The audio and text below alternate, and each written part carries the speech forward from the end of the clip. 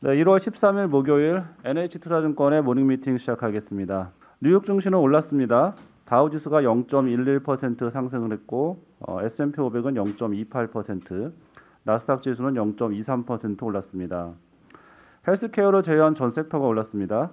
소재가 1%가량 상승했는데 경기 소비재는 0.6%, 테크놀로지는 0.4% 올랐습니다. 12월에 CPI가 전월 대비 0.5%, 전년 대비로는 7% 상승해서 1982년 6월 이후 최고를 기록했습니다만 예상치 수준으로 향후 인플레이션 진정에 대한 기대도 생겼습니다.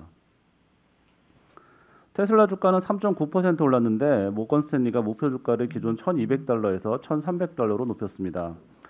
반면에 바이오젠 주가는 6.7% 하락을 했습니다. 메디케어가 적격 임상 시험에 등록할 의사가 있는 환자에게만 알츠하이머 치료제를 제공할 것이라는 소식이 있었습니다. 유가는 올랐습니다. WTI가 1.9% 올라서 배럴당 82.8달러입니다. 미국채 10년물 금리는 1.752%로 직전일 수준입니다. 원달러 환율은 4.2원 내린 1190.5원이고요.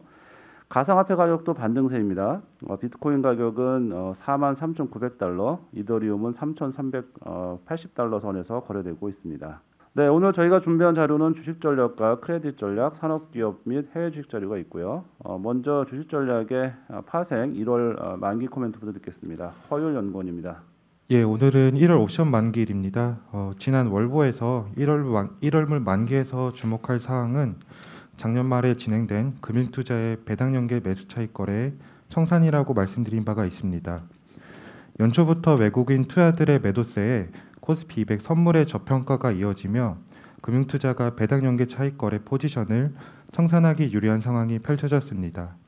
이에 따라 금융투자는 연말 배당락 이후 4조 원이 넘는 현물을 순매도하였고 연말에 설정한 배당연계 차익 거래 포지션의 대부분을 이미 청산한 것으로 판단합니다. 오늘 중요한 것은 금융투자가 신규로 설정한 베이시스 연계 매도 차익 거래의 포지션의 청산입니다. 선물 저평가 환경이 지속되자 금융투자는 베이시스 연계 매도 차익 거래를 신규로 진행한 것으로 추정되기 때문입니다. 이번에 만기를 맞이하는 코스피 200 미니 선물과 연계된 물량은 최대 6천억 원 수준입니다. 외국인 투자들은 앞서 말씀드린 것처럼 연초부터 1월 11일까지 코스피 200 선물을 약 1.4조 원 가까이 순매도하면서 선물의 저평가를 유발하였습니다. 그런데 어제 하루 만에 선물을 약 1.3조 원 넘게 순매수하면서 순매수 전환하였습니다. 지속된 선물의 저평가가 일단락되며 시장 베이시스 역시 안정화되는 모습이었습니다. 이에 따라서 최근 진행된 금융투자의 베이시스 연계 매도 차익 거래에 청산이 진행될 가능성이 높습니다. 만기 당일 오늘 금융투자의 현물 순매수가 이뤄지며 현물 시장 수급에 긍정적인 영향을 미칠 것으로 예상합니다. 이상입니다. 네, 이어서 중국 크레딧 리포트 발표하겠습니다. 김준용 연구원입니다. 네, 중국 크레딧 위클리 말씀드리겠고요. 다음 주부터는 신흥국 크레딧 위클리라는 이름으로 작성할 예정입니다. 최근에 중국 10위 부동산 기업인 스마그룹의 자회사가 신탁 대출을 상환하지 못했다는 소식이 중국 여객 크레딧 약세에 나타냈습니다. 다만 트리플 B 등급 이상 투자 등급으로만 보시면 강세를 나타냈고요. 중국 부동산 기업 부실이 좀 전반적인 시스템에 대한 우려로 번지지는 않는 양상입니다. 중국 정부의 부동산 기업에 대한 완화적인 정책 기대감이 확대되고 있고요. 중국 크레딧 같은 경우에 좀 밸류에이션 매력 계속해서 부각되면서 중국 크레딧은 점진적으로 강세에 보일 전망입니다. 스마그룹 관련해서 자세히 말씀드리면 스마그룹의 자회사인 상하이 스머젠시라는 기업이 보증을 제공했던 신탁대출을 상환하지 못했다는 소식이 들리면서 채권 가격 급락했습니다. 스마그룹 관련해서 말씀드리면 2020년 매출 기준 10위 기업이었고요.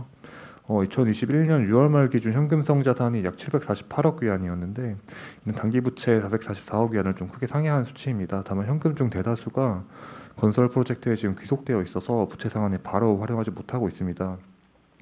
이런 상황이었는데 1월 10일에 스마그룹이 모든 부동산 프로젝트를 처분할 것이다 라고 언급을 하면서 주가가 약 20%가량 상승을 했고요.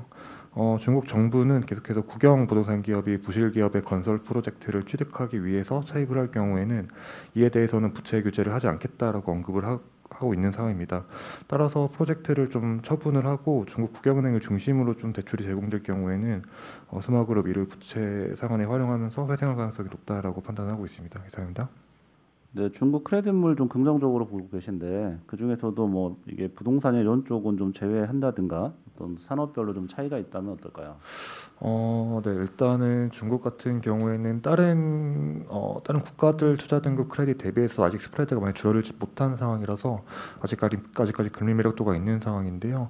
다만 이렇게 내려오지 못하는 게 좀 전반적으로 중국 부동산 기업들이 안 좋으면서 중국 경제가 전반적으로 안 좋지 않을까라는 우려가 높아서 이랬던 거였는데 왜 계속해서 밸류에이션 매력 말씀드리고 있냐면 최근에 중국 정부가 페테일에 대해서는 좀 관리를 하겠다라는 의지를 계속해서 피력을 하고 있고 그 정책 중에 하나로서 뭐 부채 관리 정책 이런 거를 내놓고 있기 때문에 이러한 과정이 조금 크레딧물에 반영이 되면서 조금 더 크레딧 스프레드 줄어들 여지가 있겠다라고 보고 있고 다만 부동산 기업에 대해서는 아직까지 뭐 스마그룹 관련해서도 좀 이슈가 있는 만큼 조금 더 조심스럽게 다가갈 필요는 있겠다라고 바라보고 있습니다. 네, 이어서 산업기업 분석 리포트 발표합니다. 먼저 반도체 산업 리포트입니다. 도현우 연구원입니다. 네, 반도체 말씀드리겠습니다. 저희가 실리콘 카바이드랑 갈륨 나이트라이드 관련된 전력 반도체 시장을 좋게 보고 있고요. 그 관련된 자료를 이제 계속 쓰고 있는데 미국 쪽에서 가장 이제 수혜 볼 수 있는 회사가 두 개가 있습니다. 그 두 개를 지속적으로 이제 말씀드렸었는데 하나는 장비 쪽에서 비코라는 회사고 하나는 이제 웨이퍼 쪽에서 울프스피드라는 회사입니다. 이 비코라는 회사가 저희가 작년 상반기에 이제 추천드린 이후로 주가가 뭐 많이 올랐습니다. 3배 이상 오른 상태인데 어제 컨퍼런스 콜을 개최를 하고 관련된 시장에 대해서 전망을 제시를 했습니다. 역시 뭐 주가가 이틀간 한 13% 정도 올랐고요. 회사가 예상한 2020년 장비 시장 규모에 대해서 좀 말씀을 드리겠습니다. 일단 전 세계 장비 시장 성장률은 올해 한 10% 정도 내외가 될 것으로 이제 전망을 했고 이거는 뭐 컨센서스도 한 이 정도 됩니다. 근데 10%라는 숫자가 낮은 숫자는 아닌데 보통 이제 장비 시장은 한 10% 정도 성장합니다. 근데 작년에 한 39% 정도 성장을 했기 때문에 너무 이제 베이스가 높아가지고 올해 좀 성장률이 좀 떨어지지 않을까라고 시장에서 좀 생각하고 최근에 이제 장비 업체들 주가가 이것 때문에 좀 조정을 받고 있는데요. 회사가 얘기한 일부 좀 특수 장비들, 그러니까 자기네들이 만드는 장비입니다. 레이저 어닐링이라든지 어드밴스드 패키지 리소그래피 장비 그리고 EUV 마스크 장비 이런 쪽 시장은 작년 대비해서 한 33% 정도 성장할 거다라고 회사가 예상을 했고요. 갈륨 나이트라이드랑 실리콘 카바이드 관련된 장비, 그러니까 MOCVD라고 하는 장비인데요. 이 장비 역시도 작년 대비해서 한 25% 정도 성장해서 올해 상당히 뭐 고성장을 할 거다 이렇게 예상을 했습니다. 저희가 장비 업체들 뭐 대부분 다 좋게 보고 있지만 이런 특수한 장비들을 만드는 회사들한테 좀 집중해서 좀 투자하는 거 전략을 좀 추천을 드리겠습니다. 장비 쪽에서 조금 더 말씀을 드리면 레이저 어닐링이라는 장비는 이제 국내 이제 이오 테크닉스도 만드는 장비인데요.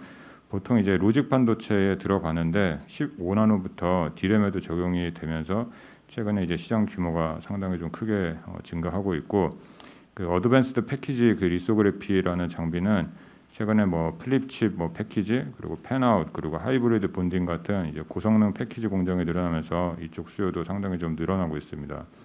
EUV 마스크 같은 경우는 뭐 다들 잘 아시겠지만 EUV가 최근에 출하량이 좀 많이 늘어나고 있기 때문에 이제 같이 올라간다 이렇게 보시면 될 것 같고 갈륨 나이트라이드 이제 겐 반도체 관련된 MOCVD 장비는 이 겐이라는 게 최근에 뭐 애플도 탑재를 시작을 했고 뭐 전기차라든지 전자제품 쪽에서 실리콘 반도체를 작년부터 이제 대체가 이제 본격화되고 있기 때문에 이 겐 반도체 만들려면 MOCVD 장비가 이제 필수적이거든요. 그래서 관련된 장비 수요가 많이 늘어나지 않을까 그렇게 생각하고 있습니다. 이상입니다. 네, 수고하셨습니다. 이어서 핸드셋 IT 산업 리포트 발표하겠습니다. 이규화 연구원입니다. 네, 애플 XR이 이제 올해 하반기 늦어도 내년 초 출시 예상이 되는데요. 일단 고성능 PC급 지금 컴퓨팅 파워랑 고화질 디스플레이, 그다음에 이제 다양한 센서를 갖춘 초고성능 IT 기기로 출시가 될 거로 보고요. 가격이 이제 좀 다소 비쌀 수는 있는데 중장기적으로 이제 판매량이 빠르게 증가할 것으로 보고 있습니다. 반도체 측면에서는 최근에 이제 업데이트된 내용이 맥북에 버금가는 컴퓨팅 파워를 제공하고, 그다음에 이제 센서를 컨트롤하는 특수 고성능 반도체 칩이 이제 탑재된다는 얘기들이 나오고 있습니다. 그 기존의 이제 센서를 컨트롤하는 칩 같은 경우에는 그 레거시 제품들이 좀 쓰이고 있는데 이번 이제 새로 나오는 기기에는 처음으로 뭐 4나노급의 이제 초고성능 아마 칩이 탑재된다는 얘기들이 나오고 있고요. 관련해서는 삼성 전기가 지금 맥북에 들어가는 M1 칩에 이제 FC-BGA 기판을 70에서 80% 정도 납품하고 있기 때문에 관련된 수혜가 이제 가능할 것으로 보고 있습니다. 그 여기에 이제 반도체 칩이 2개가 들어가면 당연히 이제 기판도 2개가 들어가고요. 이쪽이 사실 그 M1 칩이 아시는 것처럼 최근에 애플이 인텔 칩을 안 쓰고 자사 이제 개발 칩을 쓰는 거기 때문에 관련돼서 이제 성장성이 되게 큰 시장이다라고 생각을 하고 있습니다. 디스플레이는 메인 디스플레이가 이제 8K 마이크로 OLED 이제 2개가 탑재가 될 거로 보고요. 그 추가적으로 OLED 디스플레이가 더 이제 하나 더 들어간다는 얘기들이 나오고 있습니다. 일단 그 메인 디스플레이는 소니가 지금 준비를 하고 있는 걸로 파악을 하고 있고 추가 디스플레이는 그 국내 업체 중에 LG 디스플레이 가능성이 좀 있다고 보고 있습니다. 센싱 측면에서는 아까 말씀드린 것처럼 처음으로 지금 이 다양한 센서들을 컨트롤할 수 있는 특수 반도체 칩이 들어갈 정도로 핵심 부품이 될 거라고 보고 있고요. 총 13개 이제 모듈이 들어가고 관련해서는 이제 LG 노텍 수혜가 클 거다라고 기대를 하고 있습니다. 그 지금 이제 워낙 하드웨어 스펙이 뭐 핸드폰 수준이 아니라 거의 고성능 PC 이상의 이제 성능을 갖출 기기이기 때문에 가격이 지금 뭐 250만 원에서 350만 원 정도로 얘기가 나오고 있고요. 그 시장에서는 아무래도 이제 가격이 좀 비싸고 아직 XR 기기가 뭐 메인 트렌드라고까지 이제 보기는 어렵다고 이제 보기 때문에 초기 수요는 일단 전문가랑 매니아층에 머무를 거라고 이제 많이 보고들 계신데요. 일단 저희는 지금 이미 이제 오큘러스 퀘스트 2가 VR 시장 여건을 좀 만들어놨고 잘 아시는 것처럼 애플 충성 고객들이 워낙 많기 때문에 그 생각보다 좀 빨리 증가할 가능성이 있다고 보고 있습니다. 그래서 올해 이제 100만 대를 시작으로 해서 2024년에 2천만 대, 2026년에 한 7,500만 대까지 성장할 것으로 기대하고 있습니다. 이상입니다. 네, 애플의 XR 기기 그 성장 계획은 이건 저기 회사의 가이던스가 좀 있었나요? 어떤 근거로 이렇게 보시는 건지요? 그 회사의 가이던스는 전혀 없고요. 그 당연히 이제 새로 나오는 기기 같은 경우에는 시장 수요를 파악하기 어렵기 때문에 좀 제시하기 어려운데 일단 이거는 저희가 이제 과거 뭐 아이폰과 새로운 하드웨어가 나왔을 때 이제 기존의 시장이 형성이 됐을 때 좀 빨리 늘어나는 거 이런 걸 좀 감안해서 자체적으로 추정한 숫자라고 보시면 될 것 같습니다. 네, 수고하셨습니다. 이어서 NC소프트와 크래프톤 목표 주가 하향 리포트입니다. 안재민 연구원입니다. 네, NC소프트 먼저 말씀드리겠습니다. NC소프트는 11월 달에 출시한 리니지 W가 좀 큰 폭의 성공을 좀 거두었고요. 매출도 크게 기여할 전망입니다. 회사가 이제 열흘 동안 한 1,200억 원 정도의 매출을 했다라고 밝힌 바가 있고 이를 계산을 해보면은 2달 동안 거의 3천억 이상의 매출은 충분히 했다라고 저희는 판단하고 있습니다. 큰 폭의 사실 실적이 이제 기여를 해야 되는데 사실 이제 관련해서 또 마케팅 비용이나 인건비나 인센티브 등이 좀 많이 반영이 되면서 4분기 실적은 조금 기대치에 비해서는 많이 못 미칠 것으로 보고 있습니다.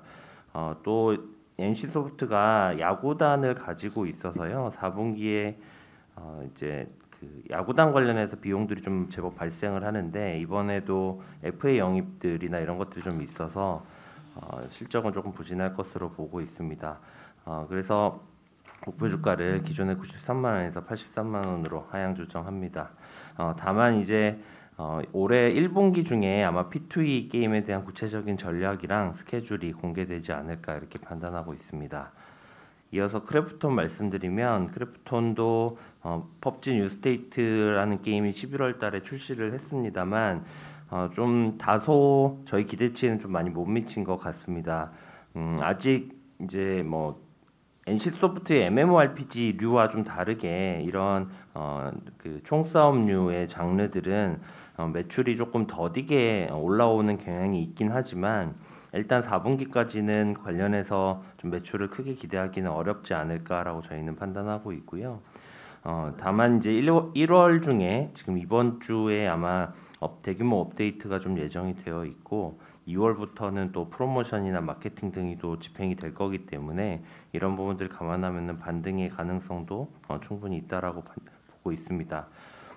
신작은 작년에 이제 언노운 월즈라는 회사를 인수를 했고 여기서 콘솔 게임이 출시할 예정이 있고요. 하반기에는 칼리스토 프로토콜이라는 게임 이제 최대 기대작인데 이게 이제 출시를 앞두고 있습니다. 그래서 최근에 좀 실적에 대한 우려들로 인해서 주가는 좀 조정을 받았지만 22년 전체를 놓고 보면 다시 조금 반등하는 모습들 보이지 않을까 이렇게 생각하고 있습니다. 이상입니다. 네, 이어서 현대모비스, 현대위아 목표 주가 하향 리포트하고 중국 전기차 시장 리포트 같이 발표하겠습니다. 조수홍 연구원입니다. 네, 중국 전기차 시장 먼저 업데이트 드리겠습니다. 12월 성장률은 마이너스 7.9%로 감소세는 지속되었는데 감소폭은 7월 이후에 이제 한 자릿수로 축소가 됐고요. 지금 전기차 시장이 성장하면서 전기차 비중이 22.6%로 가장 높은 수준으로 올라왔습니다. 연간으로는 전체 중국 자동차 수요는 약 2천만 대로 5.3% 성장했고요. 내연기관이 4.8% 줄었고 전기차가 168% 정도 성장해서 전기차 비중은 연간으로는 15% 정도, 전년 대비 한 10%포인트 정도 상승을 했습니다.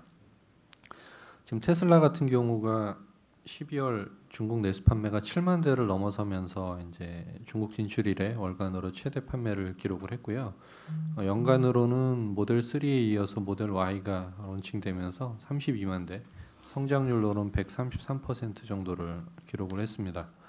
지금 현대기아차는 중국 사업은 뭐 다른 글로벌 대비 지금 부진이 지속되고 있는 상황이고 지금 사업 안정화가 지금 진행 중이기 때문에 올해는 그 전반적으로는 시장 성장률 정도는 따라갈 수 있을 것으로 지금 보고 있고요. 지금 EV 투입 등이 예정되어 있는 2023년부터 좀 회복세가 가능할 걸로 전망을 하고 있습니다. 현대모비스랑 현대위아 발표 드리겠습니다. 어저께 이제 현대차, 기아차 발표 드렸는데 일단 4분기는 전반적으로 이제 생산 회복이 더디게 나타나면서 이제 원자재가 상승하고 또 그 반면에 이제 매출은 충분히 나오지 못했기 때문에 지금 고정비 부담이 확대되는 구간이고 생산이 부진했기 때문에 전반적으로 부품 회사들이 더 부진한 상황일 걸로 예상을 하고 있는데요. 지금 현대모비스 같은 경우에는 4분기 영업이익을 대략 5천억 중반 정도로 판단을 하고 있습니다. 기존 대비 하향된 수치고요. 다만 이제 전기차 사업, 전기차 비중은 그 EGMP 생산이 본격화되면서 더 늘어났기 때문에 지금 전동화 매출은 한 45% 정도 늘어나고 비중도 17%까지 올라갈 걸로 예상을 하고 있습니다. 전체적으로 보면 모비스는 수익성 개선은 좀 더디게 나타나고 있는데 전동화 사업 중장기 포텐셜은 유효하다라고 보고 있고요. 4분기가 EGMP 차종의 풀 생산이 이루어진 첫 번째 분기이기 때문에 향후 전동화 사업의 외형 성장이 기대되고 그룹 생산 회복이 본격적으로 나타나는 2분기부터는 외형하고 수익성 개선이 기대되고요. 또 R&D 부담도 매출이 늘어나면서 완화될 걸로 예상하고 있습니다. 지금 전동화 사업 비중은 2021년 14.4%에서 2022년 20.6%, 25년 29%까지 확대 예상하고 있습니다. 이익 전망치 조정하면서 목표 주가를 소폭 낮췄지만 중장기 포텐셜은 유효하다라고 보고 있기 때문에 바이 투자 의견 지속합니다. 다음은 현대위아 말씀드리겠습니다. 영업이익은 264억 원으로 컨센 하회할 것 같고요. 지금 주로 이제 러시아 쪽 초기 가동 손실, 그다음에 성과급 지급 같은 요인들이 아마 주된 변수일 것 같습니다. 기계 쪽은 적자는 지속되지만 분기별로 적자 규모는 축소가 될 걸로 보고 있고요. 2022년은 이 생산 회복, 이 생산 증가율이 판매 증가율보다 더 높기 때문에 이제 부품 회사들의 외형 성장 모멘텀, 어닝 스윙이 더 클 거라고 보고 있고, 현대위아 같은 경우는 그 지난해 1,300억에서 2022년에는 2,600억 정도 영업이익 예상을 하고 있고요. 그다음에 2023년부터는 EGMP에 대한 통합 열관리 모듈 공급이 시작되기 때문에 중장기 밸류에이션 상승 기대감도 있습니다. 현재 주가가 PBR 0.6배 수준이기 때문에 무리 없는 밸류에이션이라고 판단하고 있습니다. 네, 이어서 아모레퍼시픽 목표 주가 하향 리포트입니다. 조미진 연구원입니다. 네, 아모레퍼시픽에 대한 목표 주가를 기존 25만 원에서 20만 원으로 하향합니다. 코로나 이후 수요 회복과 그리고 구조 조정 효과로 실적 개선 기대했지만 수익성 반등이 지연되고 있는 점과 그리고 화장품 전반적인 외부 환경의 불확실성을 반영해서 멀티플을 조정했습니다. 이 수익성 개선 지연은 되고 있지만 개선 기대감은 유효하다고 저희 보고 있고요. 특히 럭셔리 안에서 점진적으로 다양한 브랜드를 구축 가능하면서 좀 다양한 포트폴리오를 구축한 기업, 화장품 기업으로 다시 한번 레벨업이 될 수 있다 보고 있어서 투자 의견 바이는 유지하겠습니다. 2021년 4분기는 이 영업이익 438억 정도 기록할 것으로 예상하고 있고요. 이 부분은 이제 이니스프리의 큰 폭의 하락과 그리고 4분기 인센티브 반영 등을 감안한 수치입니다. 면세 쪽은 워낙 베이스가 낮은 상황이었고 그리고 대형 따이공과의 거래가 2020년은 거의 미미했었기 때문에 LG생활공원 같은 이슈는 없었던 것으로 파악하고 있습니다. 이상입니다. 네, 이어서 IS 동서하고 LS 일렉트릭 이민재 연구원입니다. 예, IS 동서 투자 의견 바이 유지하는데 목표 주가는 7만 원으로 하향 조정했습니다. 계속 좀 좋게 목표 주가를 하향한 이유는 단기 대선 후보별 부동산 정책이 상이하다라는 거, 그다음에 건축자재 이슈 등으로 단기적인 불확실성 때문에 건설 부분 적용하는 EV/EBITDA 배수를 5.5배에서 5.0배로 낮췄기 때문인데요. 그래도 관심을 좀 많이 가져야 되는 이유는 일단은 인도 기준 자체 사업 현장들이 작년 4분기부터 매출에 반영되기 시작했고요. 그다음에 올해 상반기 때는 고향 덕은지구 행주대교 옆에 있는 지역이고요. 그다음에 하반기 경산 중산 분양이 예정돼 있기 때문에 저희 계속 좀 주목해 볼 필요 있다라고 보고 있습니다. 4분기 때 동대구 에일리넷들, 그다음에 올해 1분기, 2분기 때는 각각 안양 ISBG랑 고향 덕은 DMC 에일리넷들 한 대략 평균적으로 한 2천억대 후반 정도의 매출이 잡힐 걸로 보고 있고요. 그다음에 올해 상반기 때는 이제 고향 덕은의 7개 필지 중에 3개 필지가 지식산업센터로 분양을 할 예정입니다. 그래서 주택 쪽에서의 매출 성장 계속될 걸로 보고 있고요. 그다음에 계속 인선이엔티 코엔텍뿐만 아니라 환경에너지 솔루션, 그다음에 타운마이닝 컴퍼니 같은 회사에 지분 투자하면서 폐기물뿐만 아니라 최근에는 이제 2차전지 관련된 배터리 관련된 폐기물 쪽으로까지 좀 사업 확대하고 있기 때문에 이런 추가적인 것들 계속 여전히 투자 포인트로 가져갈 필요 있다라고 보고 있습니다. 이어서 LS 일렉트릭 말씀을 드리면요, 목표 주가 투자 의견 다 유지를 하고요. 일단 이 회사의 가장 큰 이슈는 이제 융합 사업 부문이라고 불리는 태양광과 그다음에 ESS 쪽에서의 매출이 중요합니다. 근데 기본적으로 태양광 ESS가 1,500에서 1,500억 사이 정도 매출이 나오면 이제 BEP까지 가져갈 수 있는 구조고, 나머지 사업부들은 비교적 안정적인 매출이 나오기 때문에 이익이 성장하는 그림을 갖출 수 있는데 작년에 임자도와 비금도에서 각각 800억, 그다음에 3,300억 정도 규모의 태양광 프로젝트를 수주하면서 공기가 2년쯤 됩니다. 그렇기 때문에 올해 내년에 최소 1,000억 이상의 매출을 2개 프로젝트만 나올 수 있다라고 보고 있고요. 그다음에 코로나 어느 정도 완화되는 상황에서 ESS 국내 해외 시장 모두 성장하는 그림에 ESS 시장 회복 가능성도 좀 있다라고 보고 있어서 이제 최근에 이제 밸류에이션 12배까지 떨어졌습니다. 근데 보통 이제 12배를 바닥으로 해서 좀 실적이 성장할 때는 올라가는 그림들 나오는 거 생각했을 때 저희 밸류에이션 매력으로 반등할 수 있는 기회 갖추고 있다라고 보고 있어서 LS 일렉트릭도 같이 말씀드리고 있습니다. 이상입니다. 네, 다음은 SK 발표하겠습니다. 김동영 연구원입니다. 네, SK 바이 투자 의견 40만 원 목표 주가 유지합니다. 활발한 사업 포트폴리오 강화라는 투자 포인트도 유지가 되는데요. 첨단 소재, 바이오, 그린, 디지털 4대 사업 중심으로 5년간 46조 원 투자 계획 작년에 발표를 했고요. 그리고 이포스캐시 바이오 쪽, 그리고 첨단 소재에서는 시그넷 EV 인수, SK 머티리얼스 합병, 그린 쪽에서는 플러그 파워하고 조인트 벤처 설립이라든가 퍼펙트 데이 투자 같은 성과를 작년에 나타냈습니다. 사업을 구체화시키면서 투자 재원 확보를 하기 위해서 투자 사업 처분이나 상장, 그리고 전략적 투자 유치를 통해서 투자 선순환을 기대하고 있고요. 내년에 SK 팜테코는 나스닥 상장 계획이고요.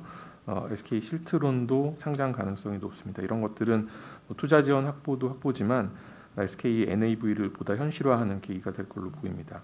4분기 실적은 비상장사들 중심으로 양호한 실적 모멘텀 지속된 걸로 보이고요. 먼저 SK E&S는 유가의 후행 반영하는 S&P가 워낙에 많이 올라갔기 때문에 발전 가동률 상승하고 맞물려서 영업이익은 1,940억 정도 호조를 보인 걸로 보입니다. 연간으로는 6,400억 영업이익인데 이게 2012년 이후에 최대 영업이익이고요. 2018년부터 20년까지는 이익은 안 좋았지만 자산 처분을 통해서 배당을 많이 줬는데 2021년 같은 경우에는 자산 처분은 없지만 영업 개선을 통해서 배당 지급 축소가 최소화될 걸로 보입니다.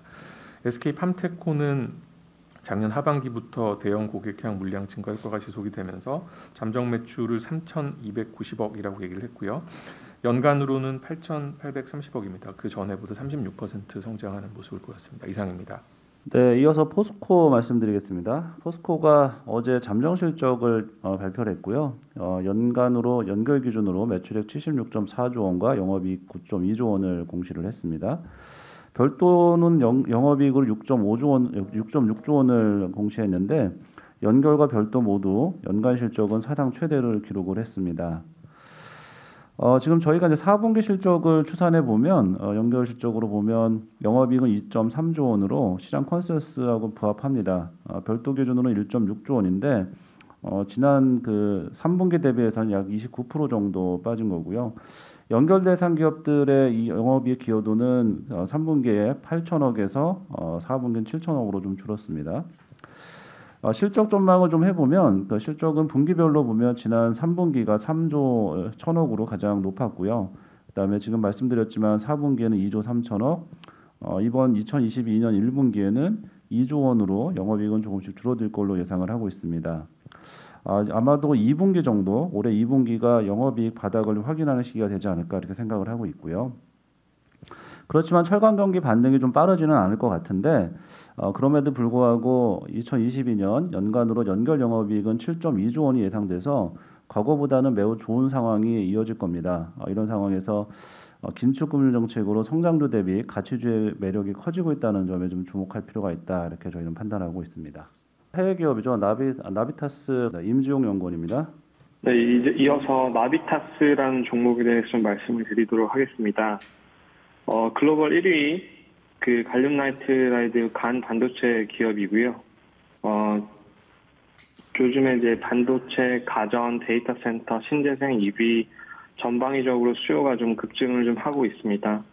기존의 실리콘 대비해서 스위칭 속도라든가 크기, 무게, 에너지 효율, 충전 속도, 비용 여러 측면에서 장점을 좀 보유하고 있고요. 기존 실리콘 칩 시장을 대체해 나갈 거라고 전망을 좀 하고 있습니다.